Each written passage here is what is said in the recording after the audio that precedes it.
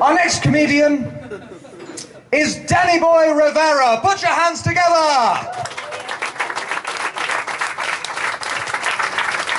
How you doing? How you doing? Okay, my name is Danny Boy-Rivera, and as you can see, my English is the first joke. So, I'm from Galicia, you know, it's like place in northwest Spain where we have bad weather, okay? Isn't it cruel? The only good thing about living in Spain is the good weather, you know? In Galicia we have British weather and a Spanish economy, you know, it sucks. It's like living in a 24-hour party country and you are outside of the club. It's a rainy day. What I was, yeah. Because that's what you think about us, huh? And where are you from? America? USA. Austria. Okay, USA. People think that Spanish is a place, you know, where there is people in a never-ending party. You know, it's fucking true. Yeah, now I live in Madrid and it's amazing. There is not a time in any day of the week where you can't go to some place and get your life screwed up forever. Okay? And you made us this way. Yes, you made us this way. You needed a place to party around, and here we are. You know, here we are. You have 24 hours open clubs, hot chicks, I know, Latin lover guys, hotels where you can jump from your room to the swimming pool, streets you can fill with your vomit, beaches, bitches too, everything. And about once or twice a year, some economy clowns under the name of International Economy Fund come to Spain and say, why is Spanish economy going wrong? Why? Do you know how hard it is living in a fucking party every day? I mean, you come here, how much? You know, three weeks, maybe a month if you lose the return flight, what usually happens. But we live here every day. You know, a Spanish guy who's going to work needs to cross a street full of open clubs, bars full of people drinking beer, beautiful girls. It's like the Valley of Temptation, okay? It's not the same in Denmark. In Denmark, if you're not working, you're frozen. Yeah, if of course their economy is going good. If it weren't, we should be there saying, what the fuck is going on here? Are we making up a party for nobody?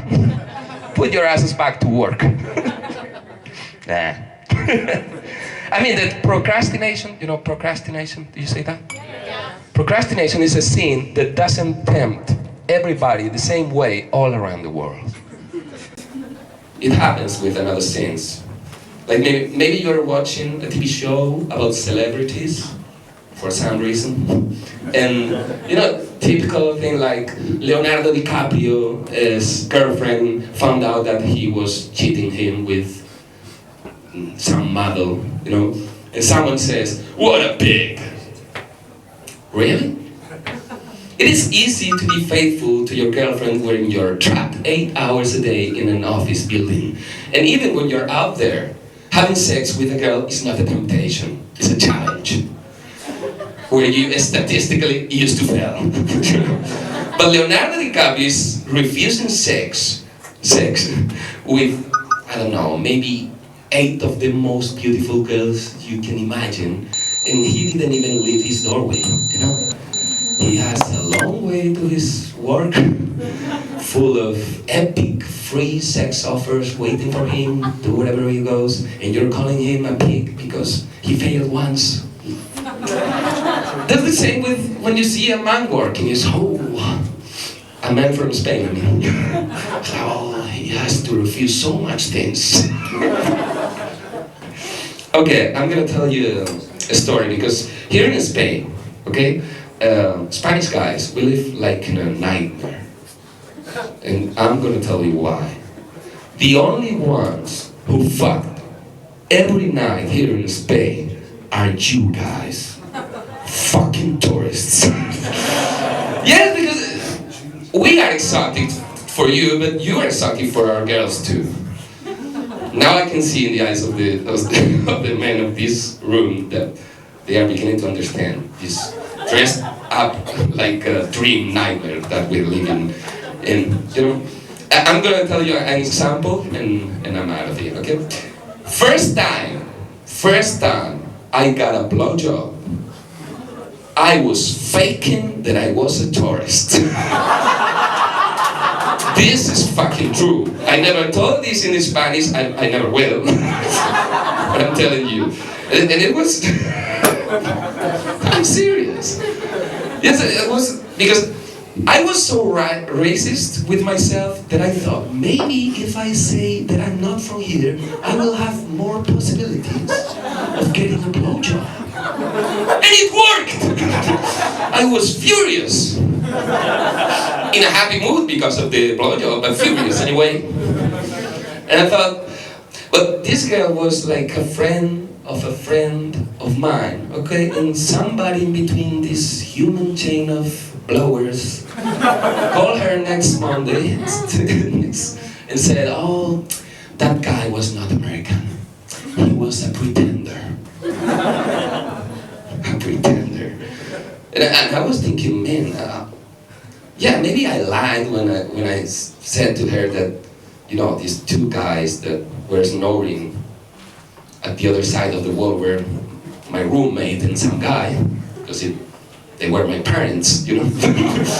But I don't feel like a pretender. You know, it's like you were so in the red line that's between a man that I would suck his dick and a man that I wouldn't, that if you remove that thing about your origins of the equation, it's like, no. And it's like the more racist thing that I feel with myself. I was the Baltimore guy, if you want to know. I was just slaughtering wars with them. Like, I was from Baltimore, it was worse. It's about my house. She wasn't? Yeah, why not? I know what you're thinking. What kind of idiot could think that this guy is from anywhere else than Spain? Now you learn a little bit about our education system. Yes, this girl said, why not? Yeah, maybe. Okay, we are racist with ourselves. One example, some Spanish music groups that just play for the neighborhood, they sing in English to a crowd where nobody is understanding a word. Okay, a crowd that's their friends, some classmates, some family guy who thought it was a commitment, you know, it was like this, and they are singing in English. It's like, Antonio, another one in English, I go. Stop that. And I'm telling this to this guy because I have family in Pennsylvania. You know, I went there to improve my English, didn't work. And I tell to this guy, this situation, he said, oh, don't worry, Danny, we sometimes don't even understand the words in the songs, and it's our language. I said, what? What kind of language do you have that you don't understand your own lyrics? I understand every fucking song that's in Spanish that's not being sung by Shakira. I can show you that. Okay. And I'm gonna tell you about last time that I was in USA, and I was outside of Atlanta International Airport. I remember that. It was the first thing I saw. Just a park, and this guy going to a metal cage thing. He puts some money, there's this door opening, and I can see like a mountain of newspapers. This guy takes one, close, and leave. I was like, this is amazing. If you put that machine in Spain, every morning you'd wake up and you see like a sea of empty machines with gypsies selling newspapers right beside me. Thank you very much. Let's see you next guy. Thank you guys.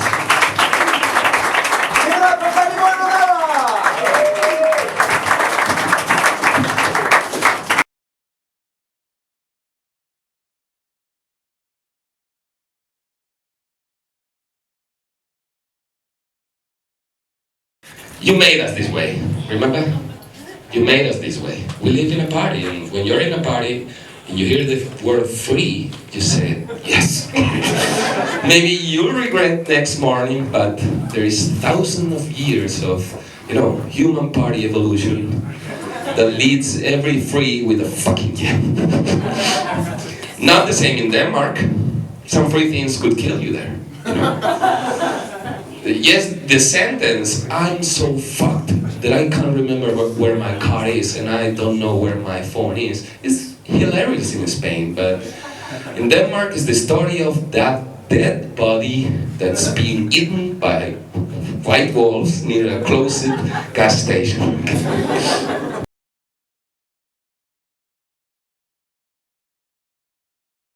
Here are the stats.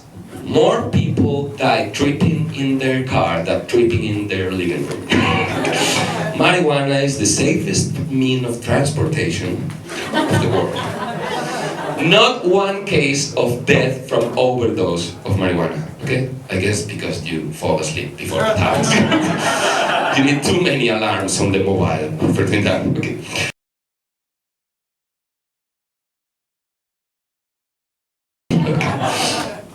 Okay, we live in a country, Spain, where they need a warrant, okay, to get in your home looking for weed. But they just need a joke in the airport security point to get in your ass without questions. Don't you think that if we put a red line in our doorway, we need another one in our asshole? Yes, I had a problem in Barajas Airport. Yes, because I always smoke a joint before flying, okay? It's not because of the flight, it's just that I smoke joints every time and I don't change my routines because of the flight. I'm not the pilot.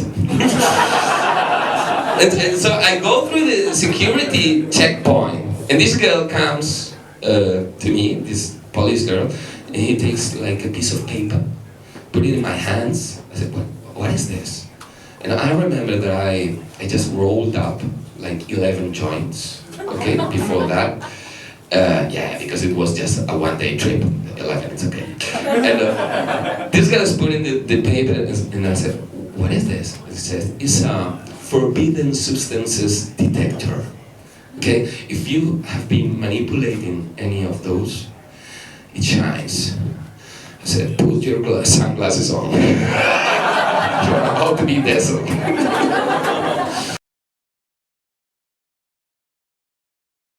This is the end of my show, and thank you very much. Thank you very much. Our host. Let's hear it, the